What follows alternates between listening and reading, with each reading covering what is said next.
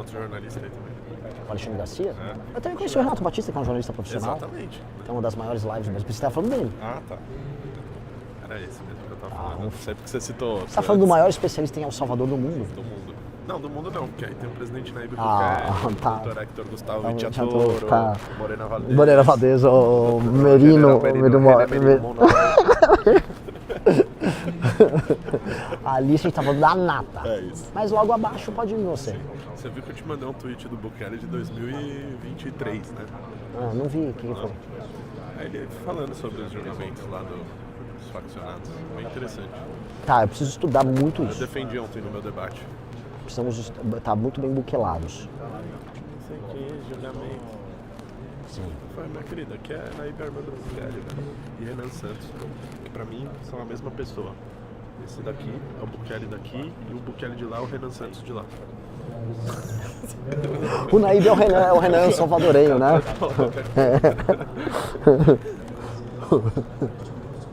E aí, quanto tempo você não vem no Vibra São Paulo?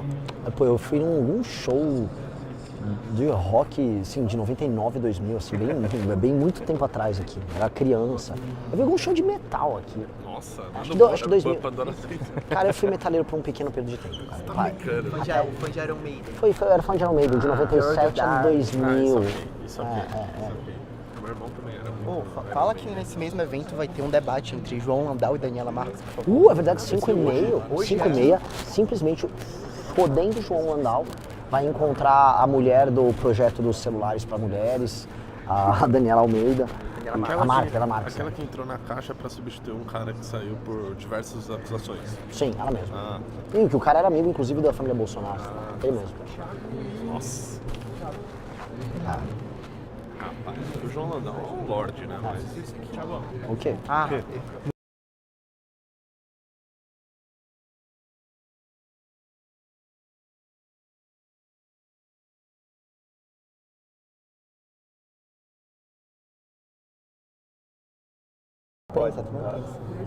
O sistema do TSE, o Flávio não conseguiu registrar a candidatura dele porque filiaram ele na missão.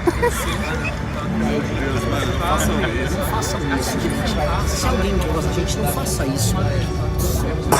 A gente ganha do Flávio de outro jeito. É engraçado, mas não faça não, isso. eu vou te falar, o que a gente tira de nome de civil Isso direto.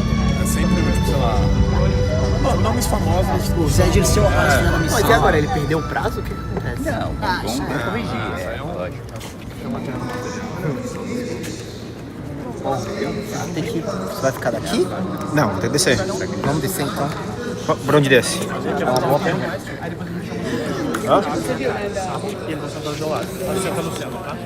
Você senta no meio, tá?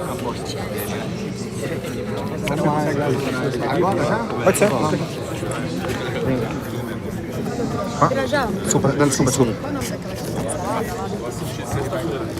Bom, pessoal, vamos descer do palco aqui. Eu vou dar a volta agora com essa câmera pra pegar o Renan de frente.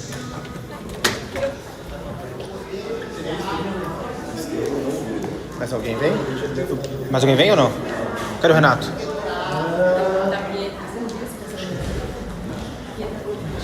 Antes do Renan ser chamado, a gente vai pra plateia. Ah, tá aqui, ó. Caminho, vambora. Eu vi o Jorge Versilo aqui, recentemente. Sério? Eu vi o Franz Ferdinand. Caralho.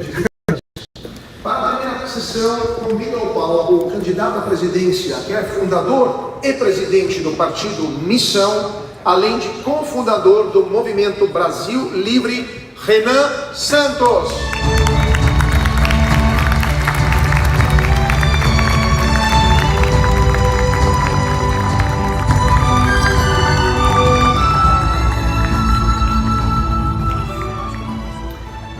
E para realizar a mediação, convido Karine Escolim, presidente do Grupo Voto, e Thiago Antonioli, presidente do IFL São Paulo.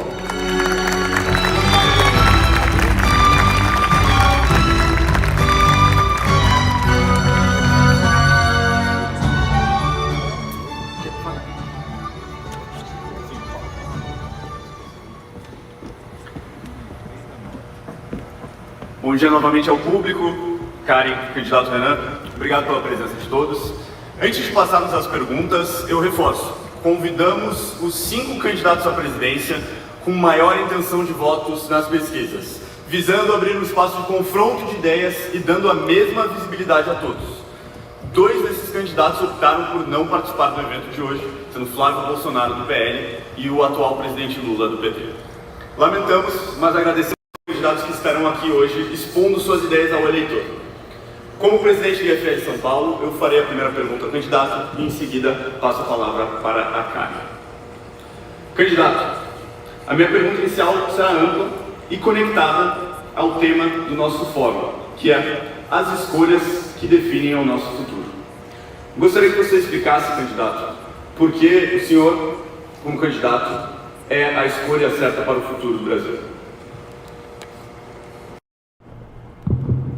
Bom dia a todos, muito obrigado aqui por estarem me ouvindo, muito obrigado pelo convite.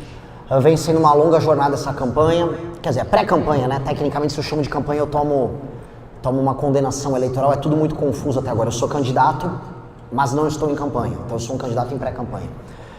Por que hoje nós precisamos de uma candidatura como a minha?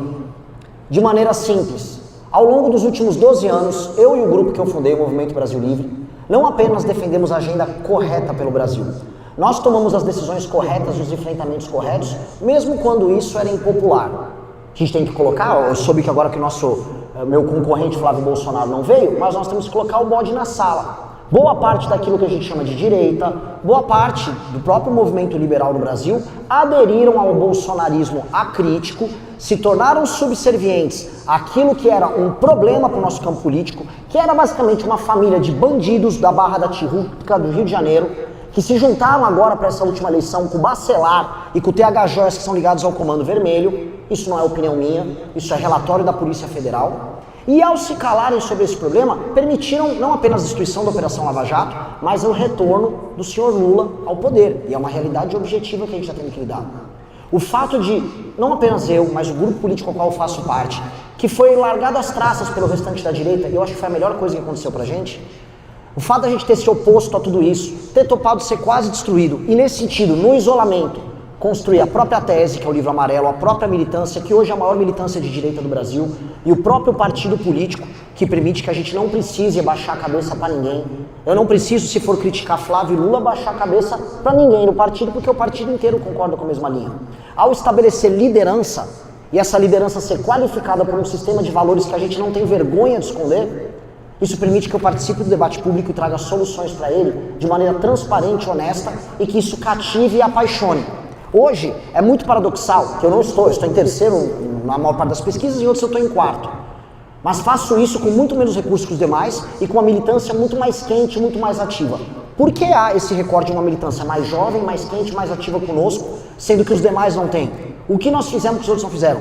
É esse apontar para um futuro diferente. O slogan da campanha é "O futuro é glorioso". Um futuro que é otimista sobre o Brasil, altamente ambicioso sobre problemas brasileiros e que não se importa em ser impopular na hora de defender isso, se isso, no fim, for a proposta que você precisa defender. Eu não tenho vergonha de ir no Nordeste falar em revisão do Pacto Federativo, eu não tenho vergonha de ir no Rio de Janeiro, numa favela, falar em desfavelização, eu não tenho vergonha de ir num palco que tem pessoas mais à esquerda falar de desindexação, de desvinculação, de uma reforma fiscal profunda. Ao fazer isso, não apenas qualifico o debate, mas mostro que sou uma liderança boa. E aí acho que nem preciso terminar aqui o último minuto. Acho que isso me torna um líder melhor para enfrentar esses problemas. Uma das principais dores do brasileiro, de todas as regiões do Brasil, é a questão de segurança. Uma das suas principais bandeiras é justamente o combate ao crime organizado. E hoje sabe-se que organizações como o PCC, como a Comando Vermelho, estão enraizadas em todos os setores da sociedade, inclusive na política.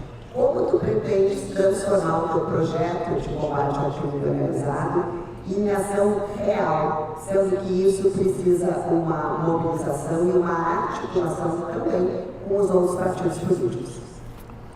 Óbvio que vai precisar, e a boa notícia é que, estranhamente, durante o governo Lula, veja só o que eu vou colocar aqui, é uma provocação que a gente tem que fazer no campo da direita.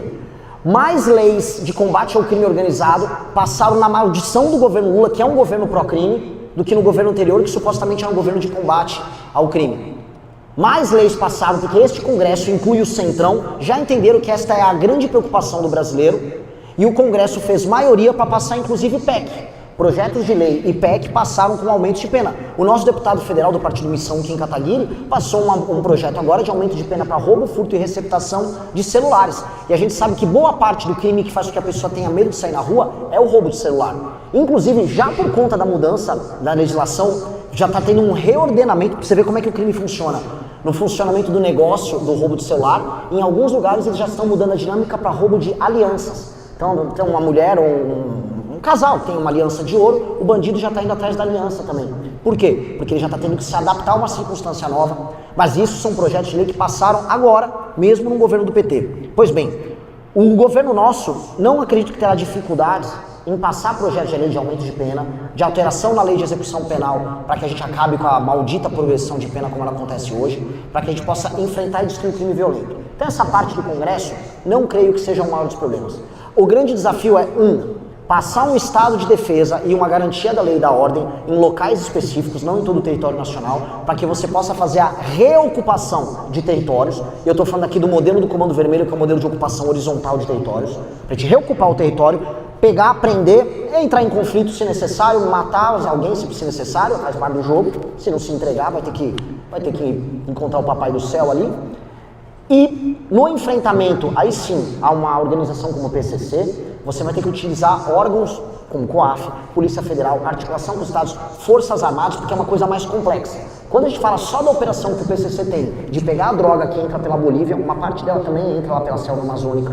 Você está falando em uma rota que passa do Mato Grosso do Sul, passa por estado de São Paulo, entra, por exemplo, em portos secos, ou inclusive lugares que tem produção de café, porque a cocaína ela tem uma densidade similar do café. Ali daqueles contêineres vão para o Porto de Santos. Uma parte da droga precisa ser processada também na Baixada Santista, por isso que o PCC ocupa os morros da Baixada Santista. Colocam essa droga no barco, esse barco é embarcado para Roterdã, na Holanda. Vejam quantos elementos nós precisamos. Aí não é só ocupação territorial, é parceria com outras nações, trabalho de fronteira usando Forças Armadas. Também colocar uma intervenção no Porto de Santos, então no Porto de Santos, Porto de Paranaguá vão precisar de intervenção federal. Muito possivelmente o Porto de Pecém lá no Ceará também vai precisar, porque o Comando Vermelho está cercando o Porto de Pecém. Então a gente está falando de uma série de ações articuladas que a gente vai precisar, maioria para passar um estado de defesa e uma GLO, mas também vamos precisar de articulação dos governadores. Governador que cooperar, eu quero dar os louros todos da vitória para ele. Cheguei a conversar com candidatos a governo que não me apoiam, mas falaram, vai ser uma delícia trabalhar com vocês nisso. Eu falei, você fique com os louros da destruição do crime. Eu compartilho isso com você com a maior tranquilidade. Agora, governadores, vou dar um exemplo, vou dar um exemplo, Jerônimo, que são, de maneira clara, lenientes, para dizer o mínimo, com o crime. Aí, se for necessário fazer uma intervenção no próprio estado deles, assim o faremos. Inclusive no estado como o Rio de Janeiro, cuja classe política já foi alvo dessa infiltração que você citou, eventualmente o estado do Rio de Janeiro, uma das primeiras decisões que vão precisar ser feitas é uma intervenção no próprio estado do Rio de Janeiro, local em que a política está completamente infiltrada pelo crime organizado. Muito bem. Candidato, nós estamos fazendo o 13º Fala Caminhos da Liberdade. E o presidente da República também é um guardião da ordem constitucional. Como o senhor pretende, no eventual governo, garantir que as liberdades individuais e coletivas, especialmente de liberdade de opinião dos brasileiros, sejam garantidas? O Brasil vem passando por um enfrentamento, sendo tocado especialmente pela Suprema Corte, à liberdade de expressão. Há essa equiparação histérica que vem sendo feita com injúria racial para qualquer coisa. Então aí qualquer coisa vira transfobia, qualquer coisa é racismo, qualquer coisa agora tem a lei da misoginia. E todos esses elementos são apenas tentativas de restrição ao discurso livre, ao debate livre, usando uma espécie de histeria e pânico moral. Eu reparei nisso agora no debate público na TV, até dei uma entrevista para a imprensa interessante. Há uma discussão sobre violência contra a mulher que é necessária. Há uma discussão sobre feminicídio que é necessária. Há um enfrentamento a isso que é necessário. Morre coisa de 1.400 mulheres por feminicídio, nessa qualificação que foi feita por ano. Agora morre um número bem maior de crianças. O infanticídio é muito superior. 12% dos homicídios que acontecem no Brasil são infanticídios, morte de crianças e adolescentes. 4% são feminicídios. Por que fala-se mais? Porque você atrela agora uma política, bem clara no Congresso Nacional, de censura baseada nisso. Alguns anos atrás foi o Black Lives Matter. Esqueceram agora os negros, era vidas negras importam. Aí, vidas negras importam, tudo é injúria racial, tudo é imprescritível, você tem que ser preso se você falar algo que possa ser considerado inadequado. Agora esqueceram os negros, porque eles já passaram a censura nisso. Agora estão usando as mulheres como uma vítima para censura. O que eu quero é a mulher andando segura, matando bandido. Eu quero que eles precisam matar o bandido, pegar o agressor na casa, isso precisa ser resolvido. Agora, a propaganda que é criada para justificar a censura, isso o presidente da República e o Congresso tem que ter a sensibilidade de enfrentar. E sobre o STF não tem que passar por cima de matéria legislada. Eles não podem ficar fazendo essas equiparações à injúria racial, como hoje a gente vem vendo na Suprema Corte, de modo a gerar essa censura erga omnes contra todo mundo. Então, isso terá que ser coibido e vai ter que ser de duas maneiras. Eventualmente passando um marco legal, reforçando a liberdade de expressão no Brasil, por mais redundante que isso seja. E 2, as nomeações dos próximos ministros do STF. O próximo presidente da República terá 4 nomeações, muito provavelmente, porque dificilmente Lula vai nomear alguém ainda esse ano. Então, com 4 nomeações, com a presença do ministro André Mendonça, eventualmente a própria manutenção do fluxo ali, permitirá uma geração de uma maioria mais republicana, para que a gente possa estabilizar isso.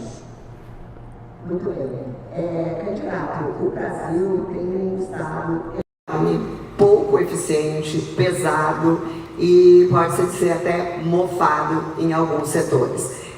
Qual que será o seu modelo de governança principal, sua principal bandeira de governança e gestão para reduzir o tamanho do Estado e trazer um pouco mais de eficiência? Nós vamos começar primeiro mexendo na parte fiscal e na gestão dos gastos. Porque antes de tudo a gente tem uma crise fiscal, antes de eu poder sequer mexer na máquina com uma reforma administrativa. E isso tem um impacto geral, porque ao você ficar aumentando os gastos obrigatórios com gatilhos automáticos, como a gente vê nas vinculações e nas indexações, você não tem nenhum estímulo por parte do gestor público em fazer uma gestão boa da mão de obra. Vou dar um exemplo. Em municípios ao redor do Brasil, em que a população de jovens ela proporcionalmente diminui porque está nascendo menos gente, você tem que gastar todo ano cada vez mais com educação, mesmo com a população ficando envelhecida. Ou seja, uma irracionalidade no modelo de vinculação orçamentária que tem aqui no Brasil. Esse modelo faz, portanto, que não haja para a parte do gestor público nenhuma necessidade